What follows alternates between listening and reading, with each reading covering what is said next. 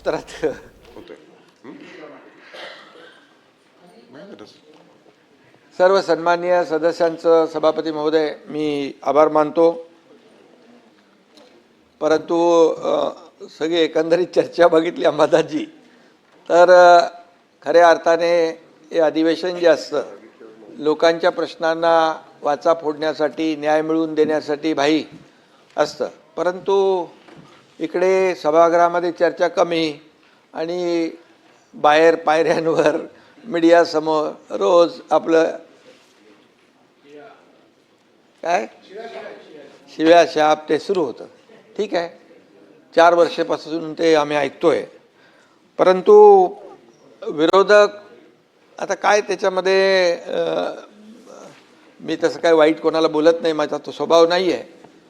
परंतु गोंधळलेला आणि भरकटलेला असा विरोधी पक्ष या ठिकाणी पाहायला मिळाला सभागृहामध्ये. तुम्ही जरी संख्येने आमच्यापेक्षा कमी असलात तरीसुद्धा भुजबळ साहेब एकटेच होते सभागृहामध्ये. अख्खा सभागृहामध्ये ते लोकांच्या प्रश्नावर आणि समस्यांवर वाचा फोडायचे आणि आपण ते माहीत आहे आपल्याला. त्यामुळे आमच्याकडे बहुमत असलं, आमच्याकडे सत्ताधारी पक्षाकडे जास्तीची संख्या असली तरीसुद्धा लोकशाहीमध्ये विरोधी पक्षातल्या सदस्यांना देखील आम्ही त्यांचं ऐकून घेणारे आहोत, त्यांचं समस्यांवर तोडगा काढणारे आहोत. त्यामुळे आपण तशा प्रकारची चर्चा करायला पाहिजे होती अशी अपेक्षा होती. परंतु खोटे नाटे आणि बिनबुडाचे आरोप जे काही या ठिकाणी केले गेले ते खरं म्हणजे त्याची खंत आहे. खरं म्हणजे या सभापती महोदय आपलं अधिवेशन सुरू झालं त्यावेळेसच आपण पाहिलं की पाऊस पुढे गेला होता, दुष्काळाचं संकट आपल्यावर होतं आणि शेवटच्या आठवड्यापर्यंत देखील आपण तशीच परिस्थिती पाहत होतो. शेतकऱ्यांनी पेरणी करावी नाही करावी, दुबार पेरणीची वेळ येऊ नये, अशा प्रकारच्या सगळ्या चर्चा महाराष्ट्रामध्ये कृषी विभागाच्या माध्यमातून सन्मान्य सदस्यांच्या माध्यमातून सुरू होता. धरणांनी देखील तळ गाठला होता, त्याची देखील आपण चित्रही पाहिली महाराष्ट्रातल्या. आणि पिण्याच्या पाण्याला देखील आपण प्राधान्य दिलं, पाणी कपात केली, अशा सगळ्या ज्या काही हे आपल्याला कराव्या कसरत लागल्या. परंतु सुदैवाने 1 जुलैपासून पाऊस सक्रिय झाला आणि आपण सगळ्यांनी सुटकेचा निश्वास सोडला. आता देखील मान्सूनच्या प्रगतीवर दररोज कॅबिनेटमध्ये आढावा घेतोय आपण. दररोजचा डे टू डे अधिकारी जे आहेत संबंधित ते देखील अधिकारी आढावा घेत आहेत. मुंबई, पुणे, रायगड, नाशिक, पालघर इथं अपेक्षेपेक्षा जास्त पाऊस सभापती महोदय पडला. आपण पाहिलं की त्या ठिकाणी पाऊस जास्त पडल्यामुळे नुकसानही झालं. पण विदर्भ आणि मराठवाड्यात अजून पुरेसा पाऊस झाला नाही, ही देखील चिंतेची बाब आहे. आणि मग अल निनोमुळे या सगळ्या गोष्टी ज्या आहेत मान्सूनसारख्या नेहमीप्रमाणे नाही आहेत, ही वस्तुस्थिती आहे. आणि त्यामुळे हवामान खात्याने देखील जो इशारा दिला आहे त्याप्रमाणे सरकार प्रत्येक गोष्टीवर बारीक लक्ष ठेवून आहे. पावसाळी अधिवेशन मध्ये या ठिकाणी पावसावर चर्चा देखील होणारच साहजिक आहे. परंतु या ठिकाणी शेतकऱ्यांच्या पिकांचा प्रश्न असेल, पिण्याच्या पाण्याचा असेल, जनतेच्या सुरक्षेचा असेल, शहरातल्या दैनंदिन व्यवस्थेचा असेल, या सगळ्यात ज्या काही बाबी आहेत या विषयावर बोलताना वास्तव मांडलं पाहिजे होतं. आणि काय फॅक्च्युअल पोझिशन काय, तथ्य काय, हे देखील महाराष्ट्रातल्या जनतेसमोर विरोधी पक्षाकडून आणणं अपेक्षित होतं. परंतु विरोधासाठी केवळ विरोध करू नये असं आपण नेहमी म्हणतो आणि तर ते काही या ठिकाणी दिसून आलं नाही. पावसाचं देखील राजकारण भरपूर झालं आणि वस्तुस्थिती आहे या पावसामुळे अनेक दुर्घटनाही घडलेल्या आहेत. चेंबूर येथे शाळकरी मुलाचा दुर्दैवी मृत्यू झालेला आहे. कुर्ल्यात ठाण्यात झाड पडून दोघांचा मृत्यू झाला. चाकी नाक्यामध्ये मॅनहोलमध्ये देखील पडून एक दुर्दैवी घटना झालेली आहे. मानखुर्दमध्ये देखील चाळ कोसळून दुर्दैवी मृत्यू झाले. या घटना सगळ्या आपल्या सगळ्यांनाच वेदना देणाऱ्या आहेत आणि याचं समर्थन कोणी करू शकत नाही. आणि यासाठी सरकार देखील म्हणून आपण उत्तरदायी आहोत. या दुर्घटनामधल्या मृतांच्या नातेवाईकांच्या प्रती मी देखील संवेदना आपल्या सगळ्यांच्याच आहेत, त्या संवेदना या ठिकाणी व्यक्त करतो. पिंपरी चिंचवड मधली ती डेपोची घटना देखील दुर्घटना सभापतीमध्ये तिथे देखील एक झालेली आहे. तिथे देखील काम सुरू आहे. परंतु या ठिकाणी पावसाळ्यातल्या या घटना ज्या आहेत, या घटना आपण जर पाहिल्या गेल्या काही वर्षामधल्या, तर ग्लोबल वॉर्मिंग आणि क्लायमेट चेंजमुळे या ठिकाणी खूप मोठ्या प्रमाणावर निसर्गाचं चक्र पूर्ण बदललेलं आहे. हे वस्तुस्थिती नाकारता येणार नाही. मी अध्यक्ष सभापती महोदय, 1981 ते 2000 दरम्यान मुंबईत सरासरी 2385 मिलीमीटर पाऊस पडायचा. गेल्या 25 वर्षात तो 15% वाढून 2672 मिलीमीटर पाऊस झाला. कमी कालावधीमध्ये जास्त पाऊस कोसळण्याचं प्रमाण जे आहे आणि प्रकार वाढीस लागलेले आहे. सुदैवाने नाशिकमध्ये ढगफुटी होणार पण ती सुदैवाने झाली नाही. त्यामुळे या सर्व ह्याच्यामध्ये जे काही आणि मुंबईमध्ये देखील पूर्ण मान्सूनमध्ये सीझनमध्ये जेवढा पाऊस पडतो त्याच्या 25% पाऊस भाई या आठवड्याभर पडला.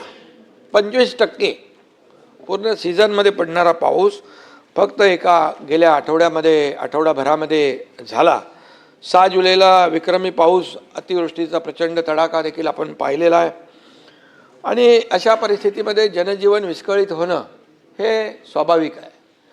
आणि म्हणून सरकारने देखील या संकटाला आपल्या सगळ्या प्रशासकीय यंत्रणांनी सज्ज राहून अनेक ठिकाणी आपण वेळीच पावलं टाकल्यामुळे अनेक ठिकाणी मोठी होणारी दुर्घटना टळलेली आहे.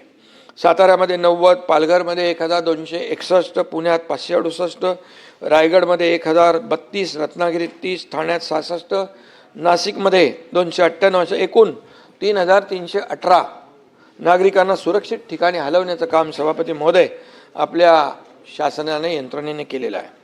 आपत्ती व्यवस्थापन कक्षाने सचेत या प्रणालीद्वारे 16 कोटींपेक्षा जास्त SMS पाठवून पूर्वसूचना देण्याचं देखील या ठिकाणी काम केलेलं आहे. मुंबईमध्ये 4 NDRF पथकं तैनात आहेत. पालघर, ठाणे, रायगड, रत्नागिरी, सिंधुदुर्ग, सातारा, कोल्हापूर, सांगली, नांदेड, नाशिक आणि गडचिरोली, नागपूर आणि पुणे इथं 15 NDRF आणि 8 SDRF पथकं या ठिकाणी तैनात आहेत. अनेक लोकांनी अनेक प्रश्न या ठिकाणी उपस्थित केलेले आहेत की एवढं सगळं होऊन देखील आपण सरकारने काय केलं पण सरकारने काय केलं ते मला सांगण्याची आवश्यकता आहे. आणि त्याचबरोबर आषाढी वारी सुरू होते. आपले लाडके वारकरी देखील त्यांचे पावसामुळे हाल झालेले आहेत, ही वस्तुस्थिती आहे.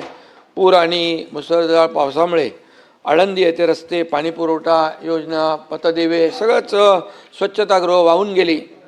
भाई ताबडतोब मला जेव्हा माहिती मिळाली तर ती नगरविकास विभागाच्या अंतर्गत ती नगर परिषद आहे. ताबडतोब त्या CO आणि कलेक्टरनी सांगितल्यानंतर 10 कोटी रुपयांचा तात्काळ त्यांना निधी आपण रिलीज केला. बोले ही अत्यावश्यक बाबी आहे आणि तिथं आपले सगळे वारकरी आहेत त्यांची गैरसोय होऊ नये म्हणून ती कामं युद्ध पातळीवर त्या ठिकाणी सुरू झालेली आहेत. आणि म्हणून त्यांच्या आपण म्हणतो आळंदीशी जाऊ ज्ञानेश्वर पाहू तेने सुखे राहू सर्व काळ असं म्हणून आळंदीत येणाऱ्या आपल्या लाडक्या वारकऱ्यांच्या वाटेतली सगळी विघ्न दूर करणं हे सरकारचं काम आहे, सरकारची जबाबदारी आहे. आणि म्हणून सरकार जबाबदारीपासून कुठंही बाजूला जाऊ शकत नाही, कारण सरकार हे सगळी विघ्न दूर करण्यासाठी कटिबद्ध आहे. आषाढीच्या दिवशी चंद्रभागेच्या तीरावर वारकऱ्यांचा महासागर उसळतो. वारीच्या या मार्गावर पंढरपुरात लाडक्या वारकऱ्यांसाठी आपण चोख व्यवस्था केली. आरोग्यमंत्री पण जाऊन आले तिकडे पंढरपूरला आणि त्या ठिकाणची व्यवस्था पाहिली आपण तर तिथे ICU देखील सुविधा ठेवतो. आणि छोटी हॉस्पिटल्स, ICU, अगदी चंद्रभागेच्या आपल्या त्या सगळ्या पटांगणामध्ये देखील मी स्वतः दरवर्षी तिकडे अगोदर जातो. तिथं टीम म्हणजे सिडकोची टीम होती, इतर आपल्या डिपार्टमेंटची टीम होती. जिथे 500 लोक होते तिथे आम्ही 5000 लोक, तिथं मॅन्युअली करायचं होतं. तिथं काय मशीन नाही चालत ना, काय चालत नाही. तिथली गेल्यानंतर परिस्थिती भयानक होती. एकीकडे जे मृत्यू झाले होते त्यांना खाली आणू शकत नाही, तिथंच खड्डे खणत होते त्यांचा तो विधी करण्यासाठी. अशा ठिकाणी देखील आम्ही गेलो. सांगण्याचा उद्देश असा आहे, तुम्ही लोक पण सगळं आपण एकच आहोत. तुम्ही पण कुठे दुर्घटना झाली तर जाता, धावून जाता, तिथं मदत करता लोकांना. परंतु या ठिकाणी काही करत नाही, सरकारने काही केलं नाही, सरकार उदासीन आहे, सरकारने वाऱ्यावर सोडलं, हे बोलता कामा नये. आणि म्हणून या ठिकाणी आम्ही देखील, मी हॉस्पिटलमध्ये होतो, तिथून माझं काम चालू होतं. फोन करणं, हे करणं, ते करणं. कुठं मुख्यमंत्री महोदय देखील आपल्या वॉर रूममध्ये होते. तिथून पूर्ण महाराष्ट्रामध्ये कुठे काय चाललं आहे, आमचे मंत्री सगळे होते. सगळे मंत्री जिथं जिथं पालकमंत्री सगळे असतील, मंत्री असतील, आपापली जबाबदारी पार पाडत होते. घरी बसले नव्हते. फेसबुक लाईव्हवाले आम्ही नाही, फेस टू फेसवाले आहे. फील्डवर काम करणारे लोक आम्ही आहोत. आणि म्हणून या ठिकाणी खोटी सहानुभूती दाखवणारे आम्ही नाही आहे. आणि म्हणून सभापती महोदय, या ठिकाणी 25 वर्षामध्ये या मुंबई महापालिकेमध्ये काय परिस्थिती झाली आपण पाहिलेलं आहे. आणि त्याचीच फळं आज आपण भोगतो आहे. जे कामं 25 वर्षापूर्वी व्हायला पाहिजे ती, मी मुख्यमंत्री झाल्यानंतर पहिलं त्याचं काही निर्णय STP साधे नव्हते. मिलिंदजी बरोबर आहे, 7 STP सुरुवात केली आपण. असंच पाणी वाहत होतं पंटीजी, प्रदूषित पाणी समुद्रात. तिथं आता STPचं काम 1-1.5 वर्षामध्ये STP तयार होतील. समुद्रामध्ये जाणारा प्रत्येक थेंब हा ट्रीटमेंट होऊन जाणार आहे. हे का करू शकले नाहीत? आज खड्ड्यांचा प्रवास का केला 25 वर्ष लोकांनी? का अपघात झाले, का मृत्यू झाले? याचा लेखाजोखा कोण मांडणार? याचा हिशोब कोण देणार? आणि म्हणून कॉन्क्रीटचे रस्ते देखील आम्ही या ठिकाणी केलेले आहेत. मिठी नदीच्या गाळामधलं मिठी नदी तर एकदमच फेमस आहे. आणि त्याच्यामध्ये देखील करोडो रुपये गेले गाळामध्ये. पण ते काय मिठी नदी आता ती आपण साफ करतोय. आणि म्हणा ते काय, कोण तो काय दिनू काय कोण आहे, हां, गणपती बाप्पा मोर्या बोलायचं नाही, काम द्यायचं दिनू मोर्याला. आता दिनू कहा गया पता नाही मुझे. आणि सभापती महोदय, सांगण्याचं तात्पर्य आहे की जे आता दोष देत आहेत याच्या पाठीमागे जबाबदार कोण? आणि म्हणून सभापती महोदय, महाराष्ट्र कर्नाटक सीमेवर देखील अनेक मराठी बांधवांनी आपलं रक्त सांडलं. याच कर्नाटकच्या महाराष्ट्रद्रोही परवा सीमावासी आले होते, आपण होते ना, सीमावासी आले, काय व्यथा सांगत होते? झोडपतात, बोर्ड लावून देत नाही, मराठी कागदपत्र देत नाहीत, कोणाला येऊन देत नाहीत. काय चाललंय? अरे मंत्र्याला पण येऊन देत नाही. हे काय पाकिस्तान आहे? हा देशाचा एक भूभाग आहे. आणि अशा प्रकारचं त्या ठिकाणी हे करतात. तर त्या महाराष्ट्रद्रोही मुख्यमंत्र्यांना बोलवून त्याला शाल आणि बुके देण्याचं पाप कुणी केलं? त्याचे फोटो आलेत. आणि म्हणून हे जे काय आहे, यांची बाळासाहेब असते तर असं केलं असतं का? का सुनील शिंदेजी, बाळासाहेब असते तर असं केलं नसतं. आणि म्हणून नाही कसं. आणि म्हणून परवा सीमा प्रश्नी बैठक झाली. त्या ठिकाणी तुम्ही वैयक्तिक कोणी आपल्याला घेऊ नका आपल्यावर. अरे समोर तुम्ही आहात तर तुमच्याशी बोलणार ना. इथे काय विरोधी, काय शत्रू थोडे आपण. त्यामुळे सभागृहामध्ये आपण लोकांच्या सेवेसाठी आलेलो आहोत, जनतेच्या सेवेसाठी आलो. या ठिकाणी सीमा प्रश्नाच्या बैठकीनंतर पवारसाहेब खाली जाता जाता तिकडे आले. त्यांना कोणाशी, त्यांच्या लोकांशी बोलायचं होतं. माझ्या दालनामध्ये आले आणि मी वरती कॅबिनेटला होतो. मला माहीत पडलं तिकडे पवारसाहेब आलेत. आता ज्येष्ठ नेते पवारसाहेब आता आपले तिकडे बसले दालनात. मी ताबडतोब गेलो. त्यांना आपली संस्कृती आहे, शाल श्रीफळ दिलं. अरे काय किती मिरच्या, किती पोटदुखी, किती मळमळ, किती जळजळ, काय? अरे काय मी जल्लोषील चालणार नाही, जमाल गोटा पाहिजे. आरोग्य मंत्री ते बघ तुझं आता काय एवढं, आता इतक्या वर्ष 4 वर्ष झालेत, ते काहीतरी द्या त्यांना इलाज. 50 वेळा सभापती महोदय मुख्यमंत्री देवेंद्रजींकडून जाऊन त्यांना बुके देऊन लोटांगण घालून सगळं भेटतात. आम्ही कधी देवेंद्रजींनाही विचारलं नाही आणि देवेंद्रजींनी देखील मला विचारलं नाही. आमच्या दोघांना एकमेकावर विश्वास आहे. अरे जे लोक जे अशा पद्धतीने काही विचार करतात ते स्वतःची फसगत करतायत. आणि म्हणून आपल्याला मी सांगतो, पवार साहेब एक ज्येष्ठ नेते आहेत. आमची संस्कृती आहे, महाराष्ट्राची परंपरा आहे.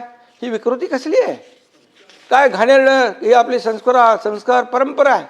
किती खालच्या थरावर बोलणार तुम्ही, किती खालच्या थरावर, जेवढे खालच्या थरावर बोलाल तेवढे खाली खाली खाली खाली खड्ड्यात उतरत जाणार. आणि म्हणून आपलाच खड्डा होताय. आणि म्हणून मी आपल्याला एवढं सांगतो, देवेंद्रजी आणि आम्ही आमच्यामध्ये किती काही तुम्ही काय प्रयत्न काड्या घालायचा प्रयत्न केला तरी काय होणार नाही. अरे आमचा अजेंडा काय आहे? या महाराष्ट्राला पुढे नेणं, या महाराष्ट्राचा विकास करणं, या महाराष्ट्राची प्रगती करणं, या सर्वसामान्य लोकांच्या आयुष्यामध्ये चांगले दिवस आणणं हे आमचं आहे. आणि म्हणून मी सांगतो, हम वो नहीं जो दिल तोड़ देंगे, हम वो नहीं जो दिल तोड़ देंगे, थाम कर हाथ फिर साथ छोड़ देंगे.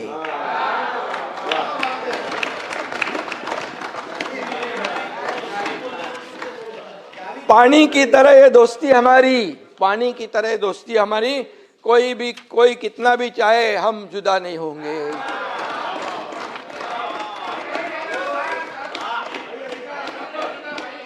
अरे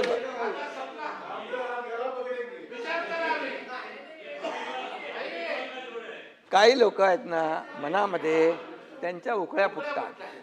अरे ह्यांच्यामध्ये काहीतरी चालू नाही.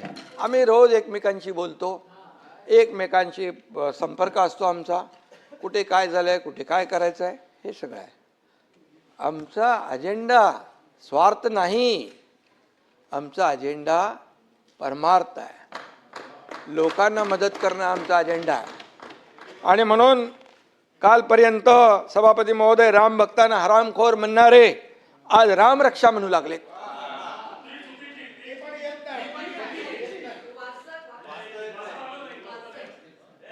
श्रीकांतनी एका दमात बोलून टाकलं होतं, हनुमान चालीसा, सत्ता असताना दाम आणि सत्ता गेली की राम.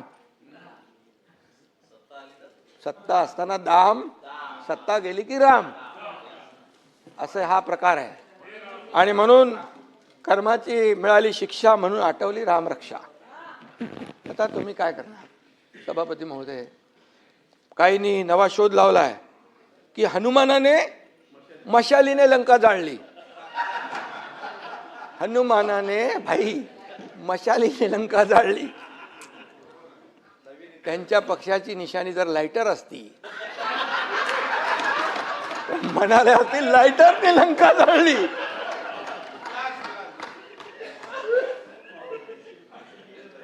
अरे तुम्ही महाविकास आघाडीचे पाटील साहेब सांगा तरी. आता रामानंद सागरला परत ते रामायण सांगायला लावू का? अरे याच्यामध्ये अंबादास एकदम त्याला पूर्ण इतिहास माहित आहे. आणि म्हणून काय बोलतील याचा नेम नाही. आणि मी नेहमी सांगतो, जो राम का नहीं वो किसी काम का नहीं. आता त्यांना कळलंय आणि म्हणून ही उपरती सुचलेली आहे. आणि म्हणून हनुमान चालीसा म्हणणाऱ्या आमदार खासदारांना जेलमध्ये कोणी टाकलं? आणि म्हणून मी सांगतो, आपल्याला देखील नावं घेत नाही मी, तुम्हाला उगाच नोटीस बिटीस यायला नको. हा नहीं, म्हणजे ऐसे लोगों से रखना दूरी जिनके मुंह में राम और बगल में छुरी. इसलिए मैं बता रहा हूं. सही है, सही है. अयोध्येमध्ये राम मंदिरामध्ये जे झालं,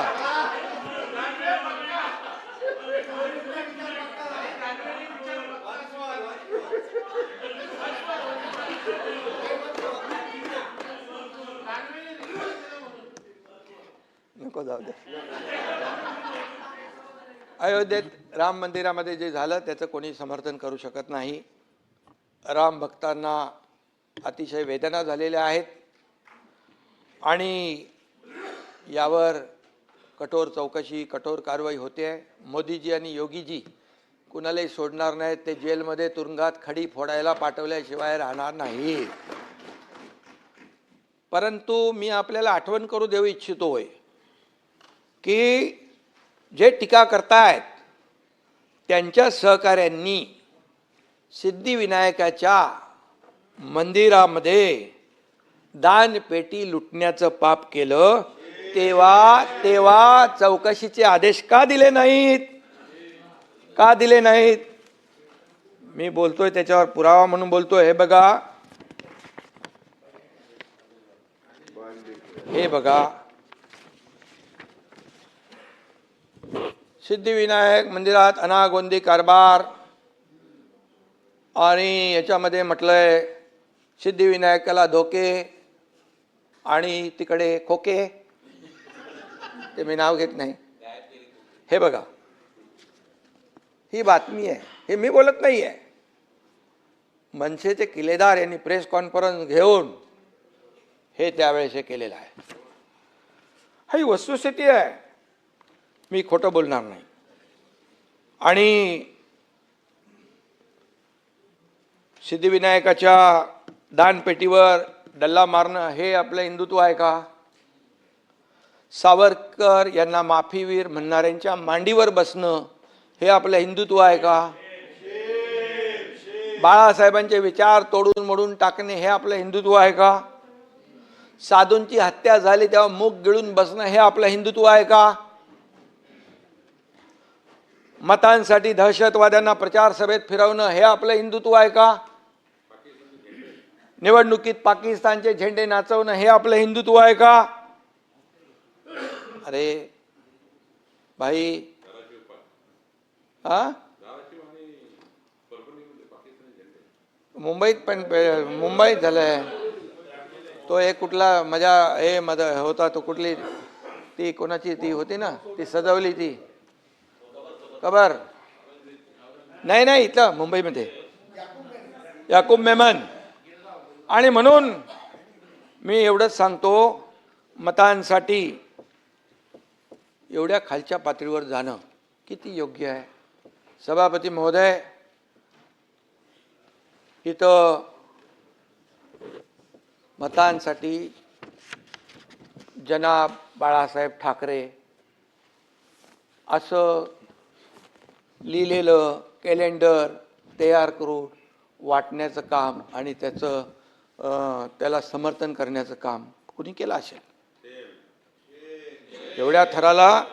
आणि तुम्ही काय आता हिंदुत्व आम्हाला शिकवताय? हिंदुत्व आम्हाला शिकवताय? विचारात हिंदुत्व या प्रभसय या, आचरणात हिंदुत्व, नमस्कार, संस्कारात हिंदुत्व, मगाशी तुमची आठवण काढली मी, श्वासात हिंदुत्व, हृदयात हिंदुत्व आणि रक्ताच्या कणाकणात हिंदुत्व हा सभापती महोदय असावं लागतं. हिंदुत्व हे काय टी शर्ट आहे का बदलायला, कधी काढला कधी बदलला, असं नाही होत. आणि म्हणून या ठिकाणी विधानसभेत देखील हिंदुत्व स्वीकारलं, हिंदुत्वावर बोललो, ही आमची चूक झाली असं म्हणणारे देखील या सभागृहाने पाहिलेले आहेत. त्यामुळे मी आपल्याला एवढंच सांगतो की आम्ही बाळासाहेबांचे विचार घेऊन पुढे चाललोय, त्याच्यामध्ये काही तडजोड नाही. आणि म्हणून जे आपण बोलतो त्याचं पुढं मागे वळून पाहिलं, आत्मपरीक्षण केलं तर नक्की या सगळ्या ज्या काही चुका आहेत ते आपल्या लक्षात येतील. सभापती महोदय, मिसिंग लिंकवर देखील खूप चर्चा या ठिकाणी झाली. अनेकांनी प्रश्न उपस्थित केले. काही लोक म्हणाले मिसिंग लिंक अख्खा कोसळला, काही लोक म्हणाले याच्यात एवढे पैसे खाल्ले. मी सांगतो, मिसिंग लिंक हा इंजिनिअरिंग मार्वल आहे. आज आपल्या सगळ्यांना अभिमान असला पाहिजे. ठीक आहे, ती दरड आली वरून आणि त्यांनी ती कमान जी आर्च आहे, ती आर्च जी आहे ती खाली आली. टनेलला, मिसिंग लिंकला एकाही पैशाचा धोका झाला नाही. ताबडतोब साफसफाई झाली. मी अनिल गायकवाड यांच्या संपर्कात होतो, वसईकरच्या संपर्कात होतो आणि वाहतूक सुरूही झाली. त्यामुळे काही लोकांनी जे काही एवढं आकाश तांडव एक केलं की मिसिंग लिंक बघा, एवढा मोठा मिसिंग लिंक, सगळ्या जाहिरातबाजी झाली, क्रेडिट घेतलं मुख्यमंत्र्यांनी, एकनाथ शिंदेनी आणि पडला. अरे मिसिंग लिंक पडला का त्याची कमान पडली, किमान याची तरी तपासणी करून माहिती घेऊन तर बोलायला पाहिजे होतं. मिसिंग लिंक एवढा विक्रमी पाऊस होऊन देखील मिसिंग लिंकला परब साहेब कशाचाही धोका नाही. आणि जगातला सगळ्यात रुंद असलेला हा टनेल आहे. तो लोणावळा लेकच्या खाली 1000 मीटर खालून जातोय. आणि जो वायाडक्ट आहे हा देशातला सगळ्यात उंच वायाडक्ट आहे. तिथे बघा खोल दरी किती आहे, काय चॅलेंजेस होते. तिथल्या ज्या अधिकाऱ्यांनी हे बनवलेलं आहे त्यांना अभिनंदन केलं पाहिजे. त्यांचं चॅलेंजिंग जॉब होता. कितीतरी लोक काम सोडून गेले. हवा एवढी तेज हवा यायची, त्या हवेच्या झोकामध्ये काम करता येत नव्हतं. हां ठीक आहे, तो जो काही दगड आला, पाण्याचा एवढा प्रवाह होता आणि तो येईल इकडे असं कोणी म्हणजे मिसिंग लिंक तर काय, मिसिंग लिंकला काही झालेलं नाही आहे. मिसिंग लिंक आता गाडी तुम्ही पाटील साहेब तिकडून गेला असाल ना, आता चालू झाला आहे तो, आता जाणार तुम्ही तिकडून, त्यामुळे तो चालू आहे. आणि म्हणून ज्यांनी याच्यात काम केलं त्यांचं अभिनंदन केलं पाहिजे. या मिलिंद नार्वेकरला त्यांचंही अभिनंदन करतो मी. खरं बोलायची हिंमत दाखवली त्यांनी मिसिंग लिंकच्या बद्दल.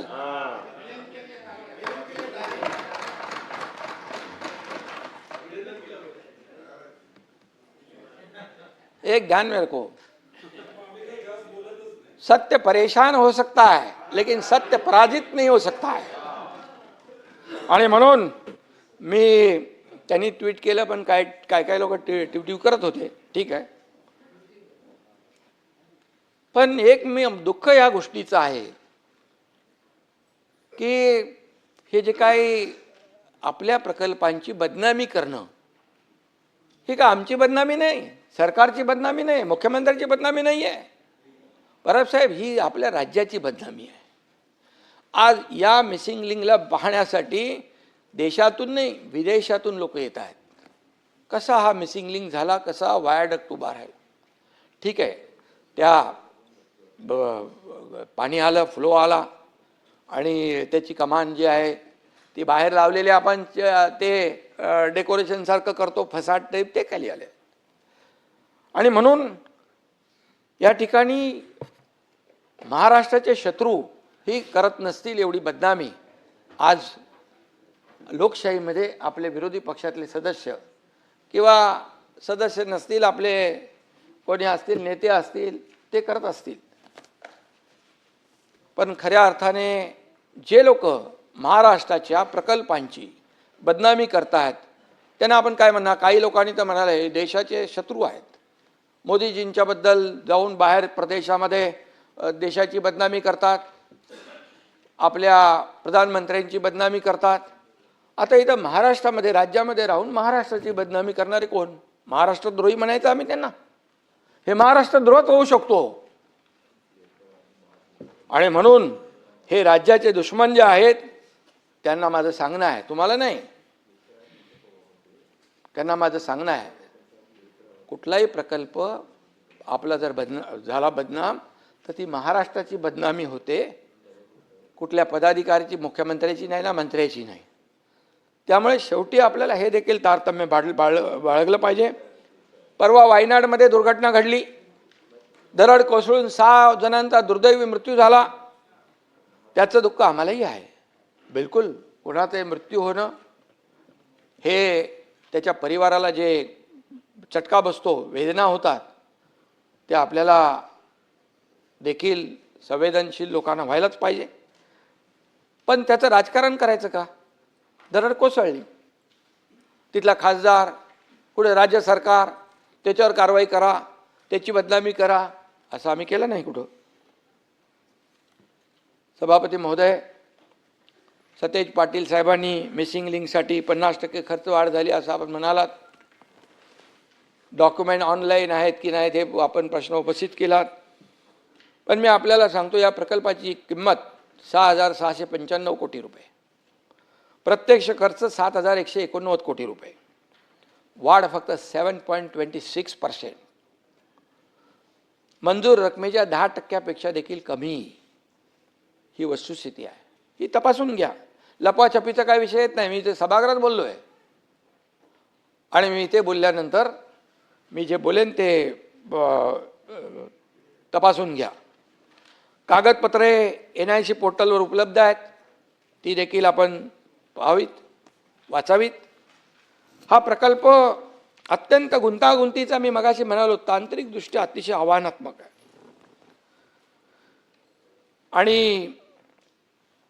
आणि म्हणूनच मिसिंग लिंकची खरी परिस्थिती आपण पाहिली तर मला वाटतं, थोडी माहिती घेतलीत तर आपल्याला याच्यातलं चॅलेंज काय, आव्हान काय हे आपल्याला कळेल.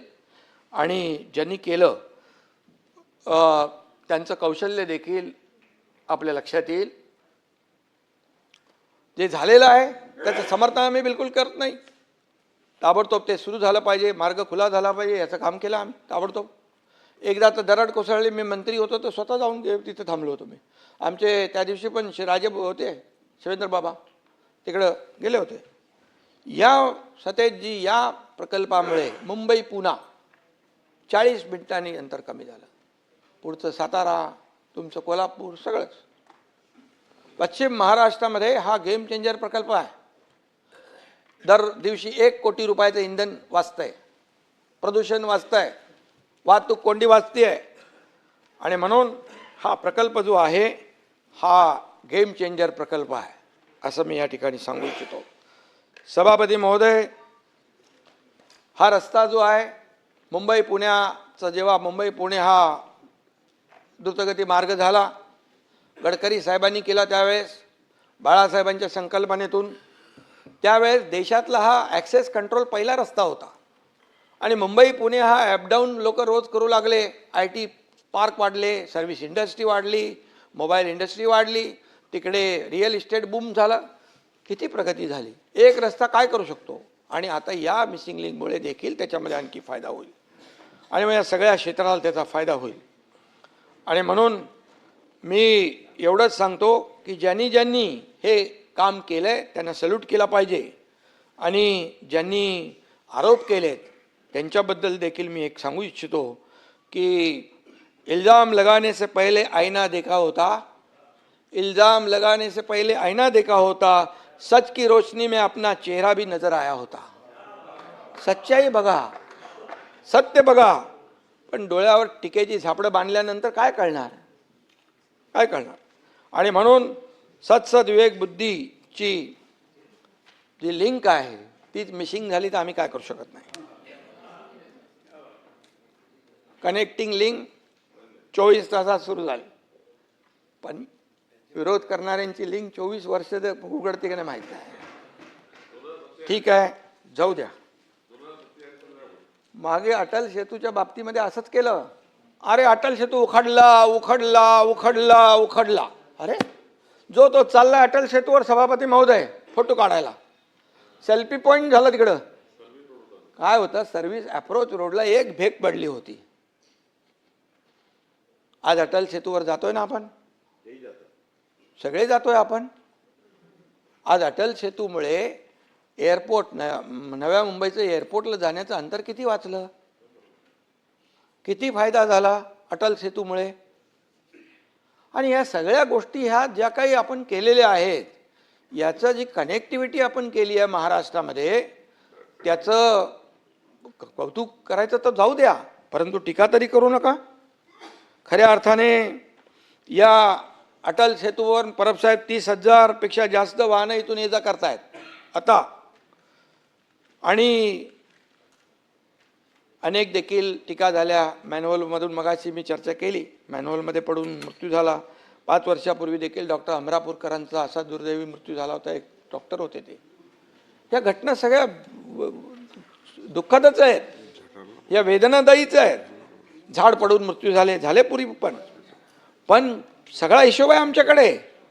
पण या घटना टाळल्या कशा जातील याच्यावर आपण एकमताने विचार केला पाहिजे का. त्याचं राजकारण करता कामा नये. मला त्याच्यावर काय राजकारण करायचं नाही आहे. कोणाच्या काळात किती झाडं पडली, कोणाच्या काळात किती मृत्यू झाले, ते काय मृत्यूचं राजकारण करणं सगळ्यात दुःखद आहे, सगळ्यात दुर्दैवी आहे. आणि म्हणून या दुर्घटनेचं राजकारण थांबवून संवेदना दाखवण्याची आवश्यकता आहे. रस्त्याच्या काँक्रिटीकरणामुळे झाडं पडली असे काही लोकांनी आरोप केलेला आहे. महापालिका आयुक्तांनी त्याचा खुलासा केलेला आहे. मी पुन्हा एकदा सांगू इच्छितो, गेल्या आठवड्यात मुंबईत 830 झाडं कोसळली. त्यापैकी सरकारी आणि रस्त्यावरची 350 झाडं होती. बाकी 480 झाडं सभापती महोदय खाजगी जागांवर होती, सोसायट्या वगैरे. काँक्रिटीकरणाचा जो विषय आहे काही ठिकाणी नक्की असू शकतं, परंतु आपण जे आता काँक्रिटीकरण जे इतके वर्ष झालं नव्हतं, 2 फेजमध्ये 6,500 कोटीचं काँक्रिटीकरणाला मंजुरी दिली, त्याच्यामध्ये सॉकपीट देखील ठेवायला सांगितलेले आहेत. जी झाडं आहेत त्याच्या बाजूला आळं झालं पाहिजे, त्यातून माती असली पाहिजे, तिथून पाणी मुळापर्यंत गेलं पाहिजे. या सगळ्या गोष्टी ज्या आहेत त्या सांगितल्यात. आणि कुठे त्याची अंमलबजावणी होत नसेल तर बिलकुल आम्ही ते करू. आणि आता आपण पाहिलं की 80-90च्या स्पीडने वारे वाहत होते, त्यामुळे झाडं पडली, फांद्या पडल्या. ही वस्तुस्थिती आहे. 20 वर्षात पावसाचं गणितच बिघडून गेलेलं आहे. ज्या पद्धतीने पाऊस वाढला आहे त्या पद्धतीने आपण तशी योजनाही करतो आहे.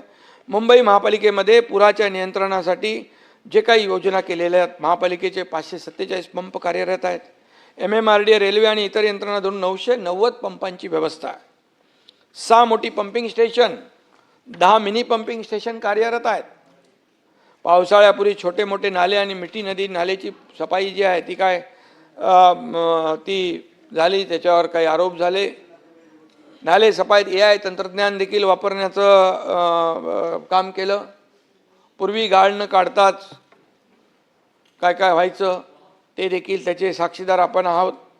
AI तपासणीमुळे 2025मध्ये कंत्राटदारांना 12.5 कोटी, तो अंबादाजी लिहून घ्या, आणि 2026मध्ये 9,25,00,000चा दंड आकारण्यात आलेला आहे. आकडे व्हेरीफाय करा. पूर्वी कागदावर नाले सफाई व्हायची, तशी आता नाही होत. सर्वात महत्त्वाचं म्हणजे मुंबईच्या एकात्मिक पूर नियंत्रणासाठी स्वतंत्र प्रकल्प तयार करून केंद्र शासनाकडे तो पाठवला आहे. 13,000 कोटींच्या प्रकल्पाला केंद्र सरकारने तत्वतः मान्यता दिलेली आहे. यामुळे सभापती महोदय शहरातील 370 हॉटस्पॉट दूर होतील. सर्वात महत्त्वाचं म्हणजे ज्या ठिकाणी पाणी साचतं तिथं 30 मिनिटात निचरा होईल अशी व्यवस्था या ठिकाणी उभी राहील. आणि मुंबई पाण्याखाली जाऊच नये अशा प्रकारची भावना तुमची आमची सगळ्यांची आहे. अशी व्यवस्था आपण या ठिकाणी पुढच्या ह्या सगळ्या प्रकल्पांमध्ये आहे. मी एकच सांगतो की एवढ्या मोठ्या पावसात देखील मेट्रो, कुठलीही मेट्रो बंद झाली नाही. मेट्रो तपासून घ्या. आणि गेल्या पावसामध्ये जे काही अनुभव आले ते दुरुस्त केले यावेळेस. आणि पावसामुळे होणारं नुकसान हे कमी करण्याचा, त्याचा जो काही प्रभाव आहे तो कमी करण्याचा प्रयत्न BMC, मुंबई महापालिका, राज्य सरकार नेहमीच करते आहे. पण आता यापूर्वी फक्त मलमपट्टी व्हायची, आता मलमपट्टी नाही, कायमस्वरूपी त्याच्यावर तोडगा झाला पाहिजे, कायमस्वरूपी त्याच्यावर काम झालं पाहिजे. सभापती महोदय, मुंबईतील रस्त्यांची एकूण लांबी 2050 किलोमीटर आहे. मेगा CC रोड प्रकल्पाअंतर्गत आतापर्यंत 575 किलोमीटर काम पूर्ण झालं आहे. आजच्या घडीला मुंबईतले कॉन्क्रीट रस्त्यांची एकूण लांबी 1,775 किलोमीटर आहे. 138 किलोमीटरचं काम सध्या प्रगतीपथावर आहे. हे पूर्ण झाल्यानंतर शहरामध्ये 1913 किलोमीटर काँक्रीटचे रस्ते असतील. आणि या सीसी रोड प्रकल्पाच्या फेज 1ची कामं जवळपास 80% पूर्ण झालेली आहेत. ती कामं डिसेंबर 2026 पर्यंत पूर्ण करण्याचं नियोजन आहे.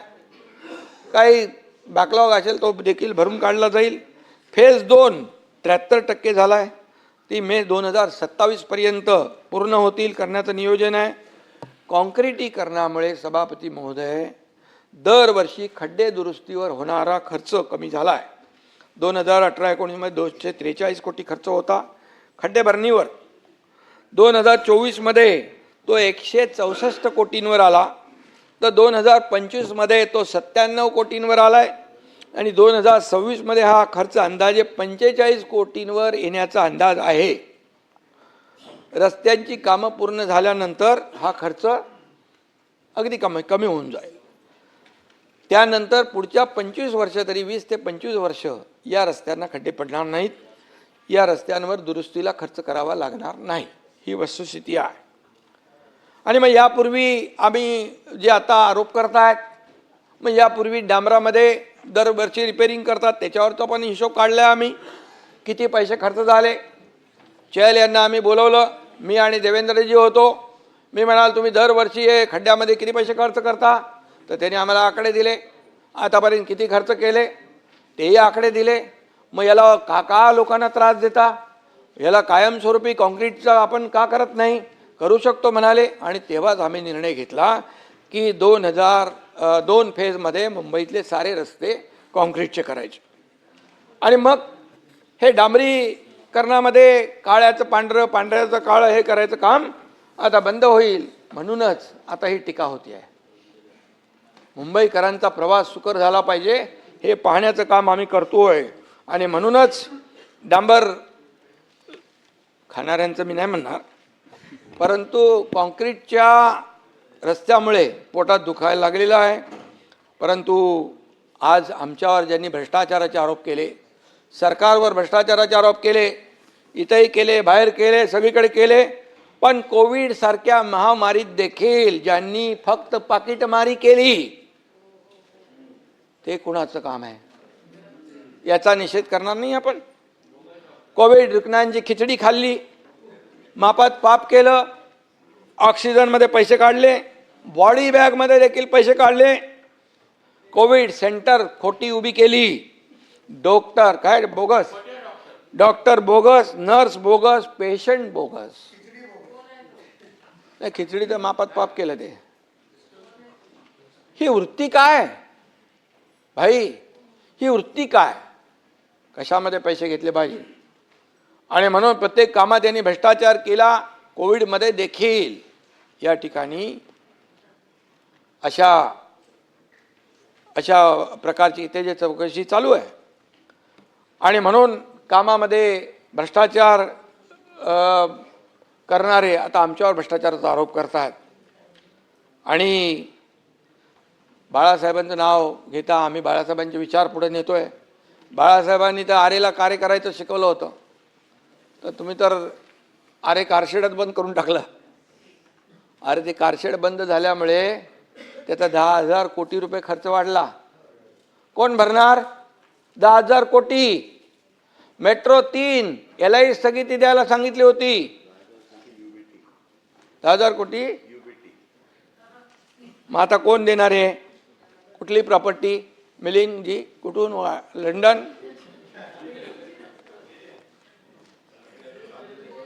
आणि म्हणून मी बाकी काय सांगत नाही. जाऊ द्या. बात निकलेगी तो बहुत दूर तक जाएगी. बऱ्याचशा गोष्टी माहीत आहेत. आमच्या बघा संयम आहे. आम्ही तुम्ही 4 वर्ष शिव्या देत राहा. 4 वर्ष शिव्या देत. अरे खूप काय आमच्याकडे आहे. शिव्या देणार नाही आम्ही. आम्ही गाईच्या शापाने काय म्हणतो कावळ्याच्या शापाने गाय मरत नाही. परंतु ही वस्तुस्थिती आम्हाला लोकांसमोर आणण्याला भाग पाडू नका बस. खूप माझ्याकडे सगळं आहे. आणि म्हणून मेट्रोचा प्रकल्पाचा फायदा लाखो लोक मुंबईकर घेत आहेत. 450 किलोमीटरपैकी 101 किलोमीटरचं नेटवर्क प्रवाशांच्या सेवेत दाखल झालेलं आहे. सभापती महोदय ही महामुंबईची नवी लाईफलाईन आहे. आज फेजमध्ये आपण मेट्रो पूर्ण करतोय. मेट्रो 3 मधून देखील लाखो लोक प्रवास करत आहेत. मोदीजींनी त्याचं लोकार्पण केलं. अरे ज्याचं भूमिपूजन केलं त्याचं लोकार्पण देखील करण्याची हिंमत आम्ही केली. एवढ्या फास्ट प्रकल्प राबवले. आणि तेव्हा आम्ही फक्त आणि फक्त या ठिकाणी लोकांची सेवा लक्षात ठेवली. दररोज तब्बल 10,22,000 प्रवासी AC मेट्रोने प्रवास करतायत. 10 लाख लोकांचा दररोज सरासरी 1 तास वाचतोय. तेवढा वेळ ते आपल्या कुटुंबाला देत आहेत. तेवढा वेळ अगोदर ते ऑफिसमध्ये जात आहेत. तेवढा वेळ इफिशियन्सीने काम करतायत. मग त्यामुळे प्रदूषण कमी होतं आहे. वाहतूक कोंडी कमी होते आहे. सिडकोच्या मेट्रोमधून 7,27,000 प्रवासी रोज प्रवास करतायत. इन्फ्रा प्रकल्पांना गती देताना राज्याचा महसूल देखील वाढवतोय. मी हे का सांगतोय? तुम्ही सांगताय काय केलं तुम्ही? काय फक्त भ्रष्टाचार केला, करप्शन केलं? अरे आमचं करप्शन नाही आहे. आमचं नेशन फर्स्ट आहे. आणि करप्शन फर्स्ट कोणाचं आहे? आणि म्हणून जे आम्ही केलं ते समोर आहे. आणि महसूल विभागाच्या बाबतीमध्ये अंबादास दानवे, आपले परिणय फुके, अरुण लाड, नीलमताई, प्रवीण दरेकर, मनीषाताई कायंदे, आपले परबसाहेब, श्रीमती चित्राताई वाघ, राजीव पोद्दार, सदाभाऊ खोत, संजय भेंडे आदी सन्मान्य सदस्यांनी महसूल विभागाशी संबंधित काही मुद्दे मांडले. मी या सभागृहाला विश्वास देऊ इच्छितो. महसूल मंत्री इकडे आहेत. शासनाच्या महसुलावर डल्ला मारणाऱ्यांना, शासकीय जमिनी बळकावणाऱ्यांना माफ नाही. बिलकुल नाही. मी या महसूल मंत्र्यांचं अभिनंदन करतो. हे फटाफट निर्णय घेतात. लोकांच्या फायद्याचे फास्ट घेत आहेत. आणि म्हणून हे सरकार महसूल वाचवणार आहे. भ्रष्टाचारावर प्रहार करणार आहे. दोषींना शिक्षा देणार आहे. आणि जनतेच्या हक्काचं रक्षण करणारं सरकार आहे. अरे आमचा खुला किताब आहे. काय तपासा कधी चोपडी ओढून. जिथे सुधारणा आवश्यक आहे तिथे सुधारणा करू. जिथे कारवाई आवश्यक आहे तिथे कारवाई करू. 25 मार्च 2026च्या GR नुसार 1 जानेवारी 2011 पर्यंतची 1500 चौरस फुटापर्यंतची निवासी अतिक्रमण नियमित करण्याचं काम केलं. पण सरसकट पण नाही केलं आपण. त्याच्यामध्ये इतर कारणासाठी झालेली अतिक्रमणे तात्काळ काढण्याच्या सूचना देखील दिल्या. म्हणजे अतिक्रमणाला पाठीशी देखील नाही घातलंय. परंतु आता स्टॉप, थांबलं पाहिजे. हे निर्णय घ्यायला धाडस लागतं, इच्छाशक्ती लागते. आणि म्हणून ते दाखवण्याचं काम आपण केलेलं आहे. आणि म्हणूनच या राज्यातल्या जनतेने विधानसभा आणि त्यानंतर झालेल्या स्थानिक स्वराज्य संस्थांमध्ये महायुतीला भरभरून या ठिकाणी आशीर्वाद दिलेले आहेत. हे आहे NDTV आणि आपण पाहत आहात NDTV मराठी.